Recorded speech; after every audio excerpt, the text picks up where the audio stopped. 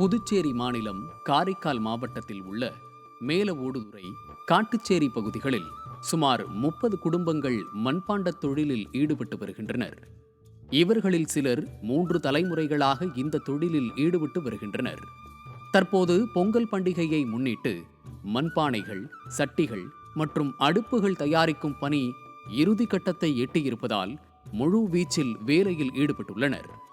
சமீபத்தில் பெய்த மழையின் காரணமாக தயாரிப்பு பணிகள் முடங்கியதால் தடுமாறியவர்கள் பொங்கலை இலக்கு வைத்து மீண்டும் தீவிரமாக தயாரிப்பில் ஈடுபட்டுள்ளனர்.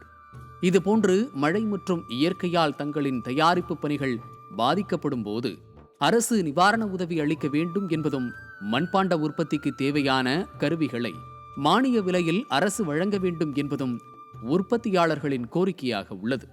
நம்ம இப்ப மழை பெஞ்சதுனால மழைக்கு மத்த தொழிலுக்குலாம் நிவாரணம் கொடுக்குறாங்க. எங்களுக்கு எதுவுமே கொடுக்க மாட்டாங்க. மழை நிவாரணம் ஏதாவது கொடுத்தாங்கன்னா கொஞ்சம் ஈஸியா இருக்கும். நிறைய பேர் மண் அரைக்கிற மிஷின்லாம் மானியத்தில் வாங்கி வச்சிருக்காங்க. அந்த நமக்கு கேட்டோம்னா நம்ம சைட்ல இருக்க பேங்க் சப்போர்ட் பண்ண மாட்டாங்க. பேங்க் சப்போர்ட் பண்ணாங்கன்னா ஓரளவு ஈஸியா வாங்கலாம். நம்ம மண்பாண்ட தொழிலுக்கு அடிப்படையான மண் எடுக்க அரசின் வருவாய்த்துறை உரிய அனுமதி வழங்க வேண்டும் என்பது உற்பத்தியாளர்களின் மிக முக்கிய கோரிக்கையாக உள்ளது. மண் எடுக்க அனுமதி வழங்கப்பட்டால் மட்டுமே தொழிலை தொய்வின்றி தொடர முடியும் என்கிறார்கள் அவர்கள். என்னுடைய வாழ்வாதாரமே களிமண் தான். களிமண், மணல் கவர்மெண்ட் எங்களுக்கு தாராளமாக கொடுக்கணும். இந்த தட்டு தடை இல்லாமல் அதுக்கு ஒரு தடையை நீக்கி அந்த களிமண்ணையும் அந்த கொண்டான மணலையும் எங்களுக்கு கொடுத்தா இந்த மண்பாண்டம் தொழில் நாங்கள் இப்போ அது பாட்டில் செஞ்சுக்கிட்டே இருப்போம். அது நலிவடையாமல் இருந்துக்கிட்டே இருக்கும்.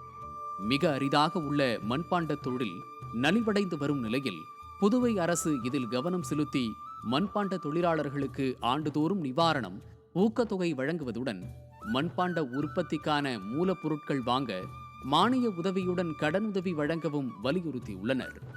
புதுச்சேரி அரசு எடுக்கும் நல்ல நடவடிக்கைகளை பொறுத்தே வரும் தலைமுறையினரும் இந்த தொழிலில் ஈடுபடுவார்கள்.